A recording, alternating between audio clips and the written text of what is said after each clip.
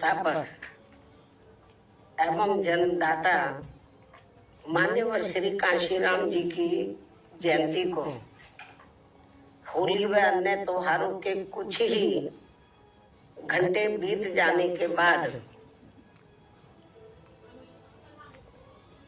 दिनांक 15 मार्च को खासकर यूपी व दिल्ली सहित पूरे देश में इनके अनुयायियों ने अपार संख्या में इकट्ठा होकर इसे विभिन्न स्तर पर मनाया है और अपने श्रद्धा सुमन अर्पित किए हैं, जिसके लिए पार्टी उनकी अति आभारी है। साथ ही होली सहित अन्य विभिन्न त्योहारों के बीच इस बार मान्यवर श्री कांशीराम जी की जयंती जिस अति उत्साह व जोश के साथ मनाकर उनके अनुयायियों ने अपनी पार्टी को हर स्तर पर मजबूत बनाने का तथा उनकी एकमात्र उत्तराधिकारी व पार्टी की राष्ट्रीय अध्यक्ष का अपने पूरे तन मन धन से साथ देने का जो संकल्प लिया है, तो उसने पार्टी को मजबूती देने के लिए मेरे हिम्मत व हौसले को कई गुना और ज्यादा बढ़ा दिया है, जिसे मैं अभी तक की तरह आगे भी अपने जीते जी अपने व्यक्तिगत तथा भाई बहन व रिश्ते नातों आदि के स्वार्थ में कभी भी कमजोर नहीं पड़ने दूंगी। वैसे भी मेरे भाई बहन व अन्य रिश्ते नाते आदि मेरे लिए केवल बहुजन समाज का ही एक अंग है, उसके सिवाय कुछ भी नहीं है। इसके अलावा पार्टी व मूवमेंट के हित में बहुजन समाज के जो भी लोग अपनी पूरी ईमानदारी व निष्ठा से कार्य करते हैं, तो उन्हें पार्टी में जरूर आगे बढ़ने का मौका दिया जाएगा और इस मामले में मेरे रिश्ते नाते आदि भी आड़े नहीं आएंगे। यहाँ मैं सावधानी के तौर पर ये भी बताना चाहूंगी कि पिछले कुछ वर्षों से सत्ता व विपक्ष में बैठी सभी जातिवादी सांप्रदायिक व पूंजीवादी पार्टियां बीएसपी के विरुद्ध अंदर अंदर आपस में मिलकर बहुजन समाज की एकमात्र हितैषी पार्टी बीएसपी को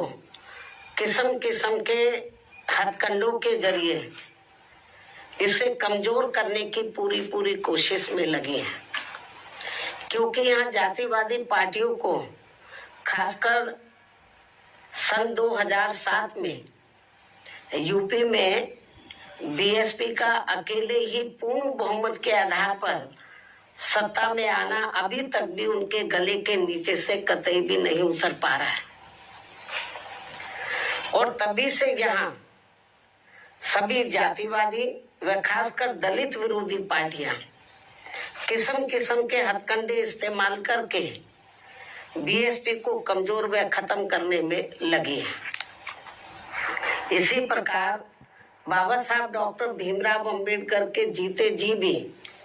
इन्हीं जातिवादी पार्टियों ने इनके कारवां को किस्म किस्म के हथकंडे इस्तेमाल करके उसे कमजोर व खत्म करने का पूरा प्रयास किया था, जिसे बाबा साहब ने व बाद में मान्यवर श्री कांशीराम जी ने भी इनके मंसूबों को पूरा नहीं होने दिया है। और अब मैं भी अपने बहुजन समाज के बलबूते पर इनके इस मंसूबे को किसी भी कीमत पर पूरा नहीं होने दूंगी। ये मेरा पार्टी के लोगों को वायदा है, जिसके लिए मुझे अपने बहुजन समाज का हर स्तर पर साथ मिलना भी बहुत जरूरी है। और अच्छी बात यह है कि बहुजन समाज पूरे तन मन धन के साथ अब मेरे साथ खड़ा है, अभी भी खड़ा है। इतना ही नहीं, बल्कि दलित व अन्य उपेक्षित वर्गों के लोगों को ये मालूम है कि ये लोग यूपी में बीएसपी की पूर्ण बहुमत की सरकार बनने से पहले यहाँ जातिवादी उच्च वर्गों के लोगों के सामने, यानी कि जो बहुजन समाज के लोग हैं, खास तौर से दलित वर्ग के लोग, यहाँ जातिवादी उच्च वर्गों के लोगों के सामने ना तो चारपाई पर बैठ सकते थे और ना ही उनके बराबर की कुर्सी पर भी बैठने की हिम्मत जुटा सकते थे। लेकिन सन 2007 में बीएसपी की अकेले पूर्ण बहुमत की सरकार बनने के बाद से ये सब अब काफी कुछ बदल गया है। अब ये लोग उनके बराबर में चारपाई व कुर्सी आदि पर भी पूरे सम्मान के साथ इन्हें सम्मान के साथ बैठ सकते हैं। ये जो बहुजन समाज के लोग हैं, यही है वास्तव में यहाँ सही सामाजिक परिवर्तन। यही है वास्तव में यहाँ सही सामाजिक परिवर्तन, जिसे मेरे नेतृत्व में बनी बीएसपी की सरकार ने लाया है। लोग सामाजिक परिवर्तन की बहुत बात करते हैं, लेकिन उसको धरातल पे कभी उतारते नहीं है। लेकिन मेरे नेतृत्व में सन 2007 में जब अकेले पूर्ण बहुमत की सरकार बनी, तो इसे मैंने धरातल पे उतारा है, जिससे यहाँ यूपी में हमारे संतों, गुरुओं व महापुरुषों का काफी हद तक सपना साकार हुआ है, जिसके वास्तव में पूरी देन मान्यवर श्री कांशीराम जी की है। और ये सब यहाँ समाज में परिवर्तन लाने के मामले में इतिहास के पन्नों में जरूर लिखा जाएगा। इसके साथ ही बीएसपी की सरकार ने ही यहाँ यूपी में इन वर्गों के लोगों को, यानी कि बहुजन समाज के लोगों को काफी हद तक अपने पैरों पर खड़ा किया है। अपने संतों, गुरुओं व महापुरुषों को भी विभिन्न स्तर पर पूरा आदर सम्मान दिया गया है, जिसे लोग कभी भी नहीं भुला पाएंगे। लेकिन ये सब यहाँ सभी जातिवादी पार्टियों के गले के नीचे से अभी तक भी नहीं उतर पा रहा है। इसलिए अब वे इन वर्गों में से स्वार्थी किस्म के लोगों को आगे करके उनके जरिए विभिन्न नाम पर अनेकों छोटे छोटे संगठन व पार्टियां आदि बनवा के बीएसपी के इस ताकत को बांटकर इसे कमजोर करने में लगे, जिनसे बहुजन समाज के लोग जरूर सचेत रहें। यही समय की मांग है और यही पार्टी व मूवमेंट के हित में इनका सही कदम भी होगा, यदि हमारे लोग सचेत रहते हैं। इसके अलावा यहाँ मैं ये भी कहना चाहूंगी कि देश के प्रधानमंत्री बीच बीच में अपनी खुद की गरीबी का तो जरूर उल्लेख करते रहते हैं, लेकिन इन्होंने दलित व अन्य उपेक्षित वर्गों के लोगों की तरह यहाँ कभी भी कोई जातीय भेदभाव नहीं झेला है, जो ये सब हमारे संतों, गुरुओं व महापुरुषों ने समय समय पर झेला है, जिसे अभी भी इनके अनुयायी काफी हद तक झेल रहे हैं। इसलिए पार्टी के मिशनरी व परिपक्व लोगों से आज मेरी ये भी पुरजोर अपील है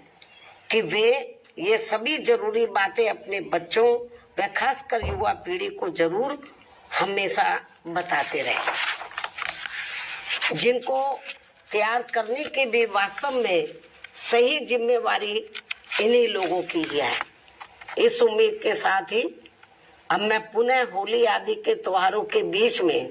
इस बार मान्यवर श्री कांशीराम जी की जयंती बड़े जोश व उत्साह के साथ मनाकर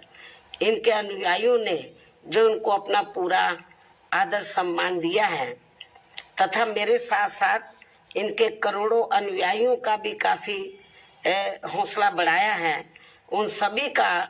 हार्दिक दिल से आभार प्रकट करते हुए अब मैं अंत में यही कहना चाहूंगी